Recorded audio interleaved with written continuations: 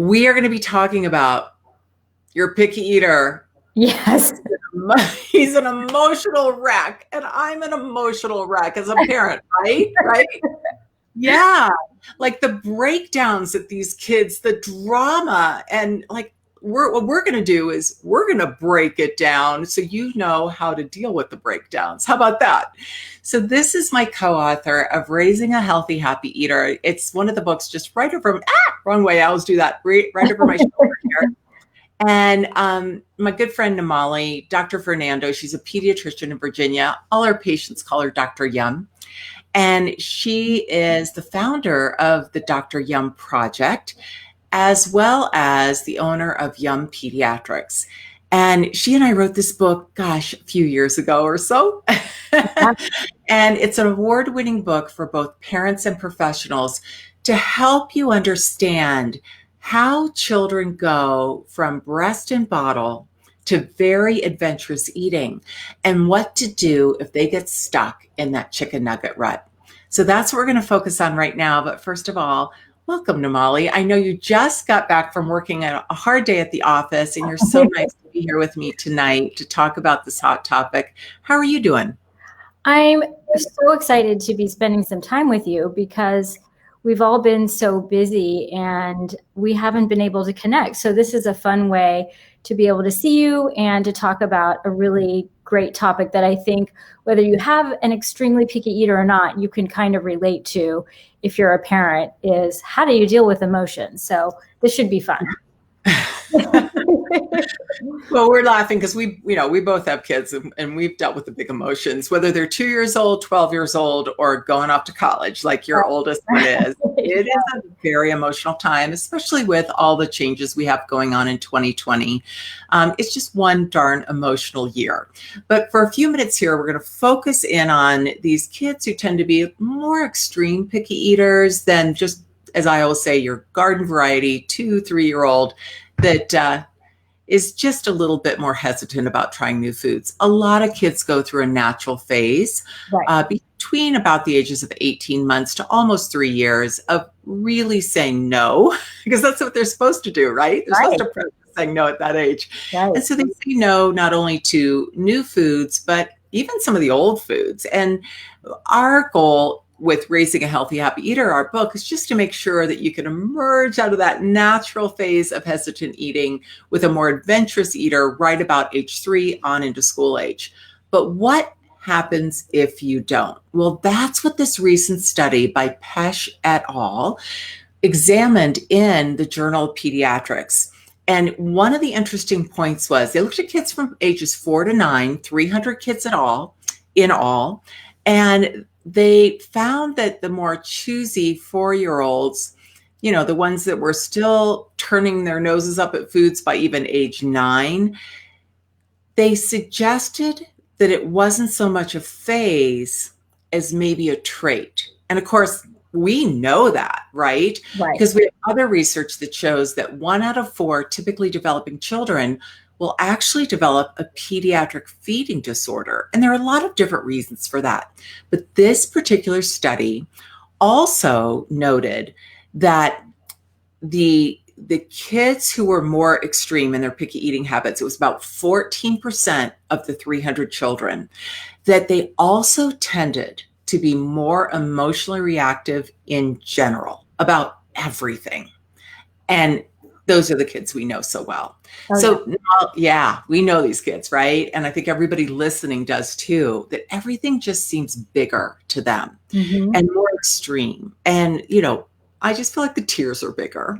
Everything is, And Namali, what do you think? Do you think that sometimes kids are just born with an emotional meter that just tips quicker? Like those are the kids who are just more sensitive and more have a little bit more difficulty regulating their emotions, and then they become picky eaters? Or do you think the opposite is true, or both? I think it's really a combination of both. I think probably these kids are wired to be a little bit more sensitive. And maybe that's why food is a little more challenging for them. Yeah. And then, of course, when you add in the part of the equation that we as parents may not know how to react to that. And we may, with all of our best intentions, exacerbate some of that. It can kind of spiral. But it probably is a combination of both. And I think the parenting part and the solution is really what's so important. And that's part of why we wrote our book together, is to kind of give parents a lifeline so that before we spiral out of control, we can have some strategies. But I do really think it's a combination of both. I think a lot of these kids are kind of wired to be more sensitive and more feeling, really, in all ways, right? And their emotional regulation may be a little bit more challenging. Their sensory system in general may be a little bit more sensitive. And so it can be hard for them to try new things, and they may be a little bit more anxious. And this is something that you have talked a lot about, is this connection between anxiety and picky eating. So in general, these kids they're feelers, right? They feel a lot. Yeah, they feel a lot. And when you have a child that has big emotions and everything just seems to be more challenging for them, I frankly think that sometimes parents tend to walk on eggshells around those kids because they're trying to make sure that they don't get too upset, because no one likes to experience that, but they also don't want their own child to be uncomfortable. And sometimes those kids are having difficulty with sensory processing. But what's interesting to me, and one of the first things I learned when I first started getting interested in feeding therapy as a speech language pathologist, is that not all kids who are picky eaters have difficulty with sensory modulation. And not all kids who have difficulty with sensory modulation are picky eaters. Right. Yet, many kids who come to us to get help for extreme picky eating have difficulty with the various sensory properties of food. And so part of what I do is try to figure out which came first, the chicken or the egg. Like, did it start out as a sensory issue, or have they now limited their exposure and their experience to a variety of foods so much over the past 6, 7, 8 months, maybe even a year, that now everything is a new sensory experience? I always tell parents, it's like, well, maybe you've got a 2-year-old who never had a problem walking in grass in bare feet before, but then they had to wear shoes for a year. Let's just say they had to. They never got to take their shoes off. It would be really hard to walk in grass for the first time. Right. Now it's a brand new sensory experience. So it's very tricky to tease it all out. In your practice, Namali, as a pediatrician, what do you find when you have, well, I was about to ask you, what do you find when you have a highly sensitive baby and, they're having a little difficulty maybe starting solids and you're giving them some ideas? I was about to ask you sort of where you go with that, but I'm going to answer this for you and then I want you to expand. I know where you go with that because I know you so well. You pull out Raising a Healthy, Happy Eater and you talk to the parents ahead of time with the 6-month-old about what they're going to encounter at 12 months. So they're parenting proactively. Can you just speak a little bit to how you do that in your office? I think that was probably the most exciting thing about writing the book with you, is it became the key strategy for preventing feeding disorders or feeding issues or picky eating, wherever you are on the spectrum, because I could arm families with the knowledge ahead of the development. Right. So they could learn about what they could do to prepare for that development. And when they started to see that maybe things were veering off, they could have a set of tips and tricks, and they could recognize early, so they could ask for help early too, before things would spiral out of control. And so it really has been, I think, one of the reasons that I feel so lucky to have such a great group of parents whose children eat all these wonderful foods, is because they've had that knowledge ahead of time and they use that and they come to me early. And I've had this great friendship with the speech language pathologist who specializes in feeding. And I can say very confidently, there are people out there who can really give you the help you need before this becomes too big and feel too challenging. I'm just a little bit speechless as a speech language pathologist, because I'm so glad you said that. All of us know that early intervention is key, but even if it's not regular weekly treatment, just having a resource, whether it's our book or a pediatrician like yourself that could say, hey, let's parent proactively here. Let's think about what's coming down the pike and make sure that we're not accidentally contributing to the drama. So let's talk a little bit about that, because we all know that when we've got a little kid who's having a major tantrum, it is so hard, as you say, to just pop some popcorn and watch the drama like it's a documentary. But that's the advice you give to families. Can you talk a little bit more about that? I have these conversations all the time, and I will have to say, just to put it into our current context, that emotions in general right now are very high. We have families that have been in quarantine for months. We have families losing jobs. We have families who are, facing limited resources. And so emotions all around are so high. And so I'm seeing a lot of visits. I happen to do a lot of telemedicine visits in the afternoons after I see well patients. And a lot of these visits are talking about these big emotions. Emotions are bigger now.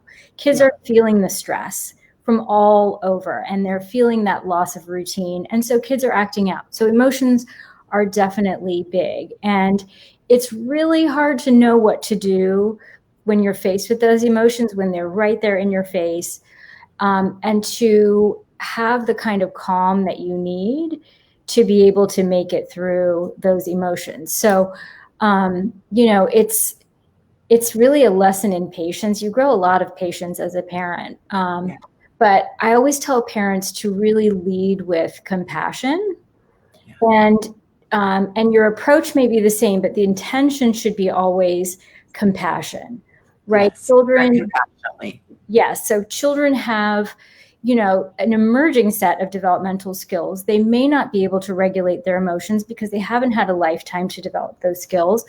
And so we always have to lead with compassion. And of course, in the moment, it can be really frustrating to feel compassionate. You're trying to, do things in your day, and you have your list that you're trying to get through. And sometimes a tantrum really doesn't fit with your plan, right? Never does. It never does.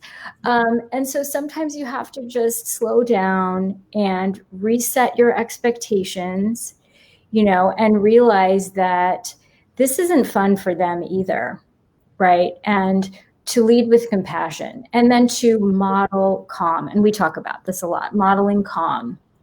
When your child is having big emotions, whether it's around picky eating or it's around, the fact that they don't like their shoes today, and when they're feeling the scratchiness of their tag and they need another shirt, that is hard for everybody, but you have to be the calm that they need to show them how to get calm again.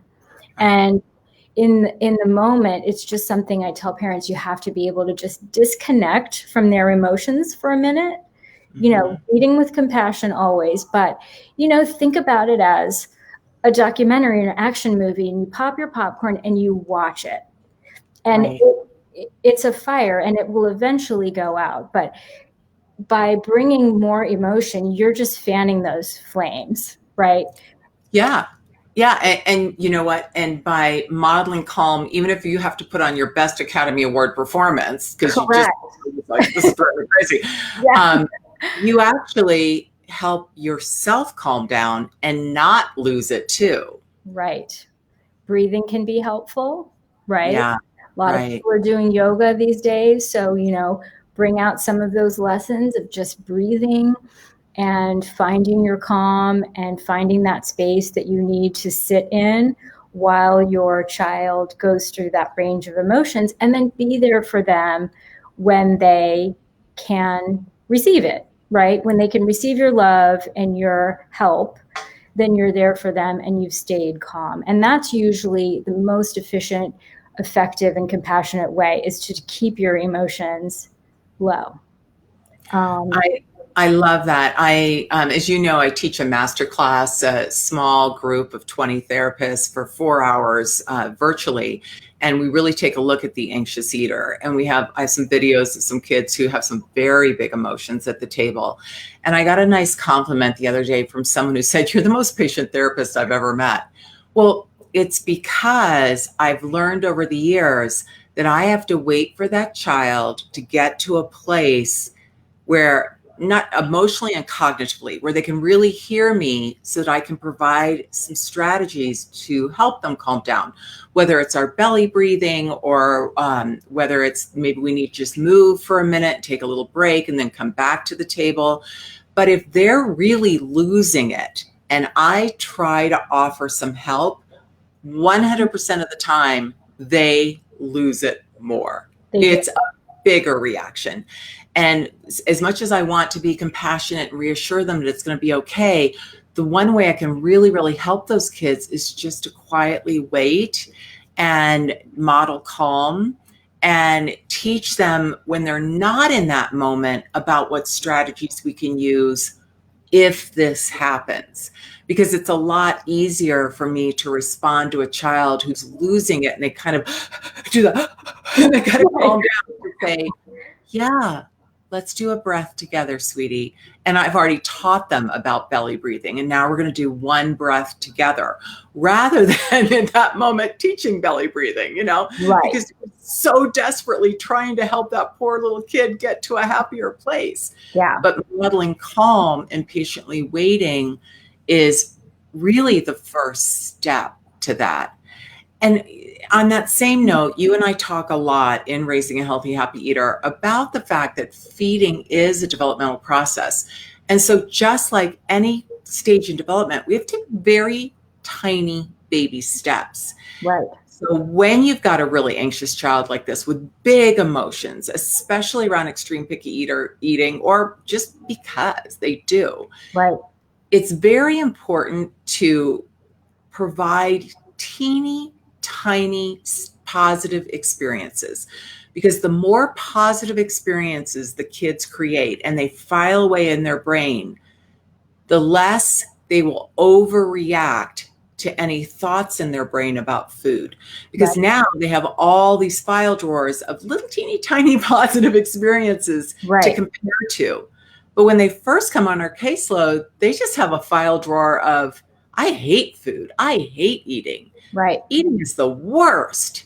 And that's where these big emotions come from. Right. All those negative associations.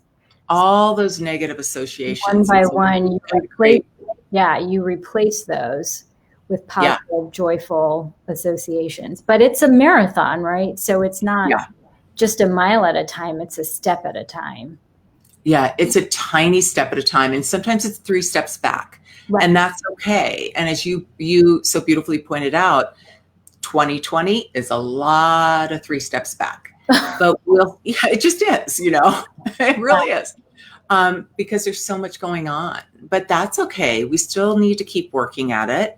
And maybe progress won't be as rapid as 2019, but it'll still be progress. We don't want to have regression. Right. So on that same note, Namali, when we're talking about the child's relationship with food influencing the family's relationship with food, and that in turn changing family behavior. And what we're really saying here as a parent myself is that the change in our child, our highly emotional child, really starts with us as a parent and learning how to model calm. But if we sense that there's something bigger here, one of the things I really want to share with anyone listening is that a pediatrician like Namali is going to be very helpful to make sure that you get the right resources, the right help, the right type of evaluation. And it may start with seeing an occupational therapist who specializes in helping a child regulate their body, their emotions. We call it sensory modulation. It might be an OT, a speech pathologist, and or maybe an RD as part of a team, or perhaps individualized, who can help with some of these picky eating habits. It also might be someone who can help with parenting strategies. But the key is to talk to your pediatrician specifically about what you think the most stressful aspect of this is, so they kind of know where to guide you. And Namali, you've given some excellent advice on my Facebook Lives in the past about what to say to your pediatrician. And as a matter of fact, I've created a whole playlist on my YouTube channel that's nothing but advice to share with your pediatrician. And it's got several videos of you sharing that advice. But is there anything that you'd really like families to know, maybe even especially here in 2020, but when they have concerns about really big emotions in their kids, what sorts of conversation should they be having, even via telehealth, with their pediatrician? I think first and foremost, ask for help by saying to your pediatrician, this is concerning to me. This is causing stress in my family. I feel this, that this is causing stress to my relationship with my child. Because I think, as pediatricians, we have to look at every organ system and every aspect of development. We have to think about safety. We have to think about so many different things. Our checklist is enormous. And sometimes I think we get caught up in the idea that parents just want to hear that it's okay, right? But if you really are truly stressed about it and feel like it's not okay, it's okay for your pediatrician to hear, but I don't feel like it's okay. Yeah. Right? And that doesn't actually make me feel better. And I feel like I might need more. And I'll tell you, 99% of the pediatricians I know will stop and take a moment to hear you. And maybe it may be, for some kids, for instance, who have feeding issues, if I feel like mostly I'm dealing with normal development in feeding, and the parent just needs reassurance, I might offer some strategies and a follow-up visit. Sure. Let's see you in a month and see if some of these things have worked. I'm hearing that it's stressed to the point where I really want to see how you're doing. And I think, if you can just take a half step back and say, I really am stressed about this. Pediatricians are all about early intervention. We know that the earlier we intervene, the better the outcomes generally.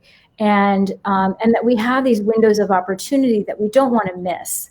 So I think if you can just stop your pediatrician and relay to them how your concern is, most of them are going to be more than happy to help you.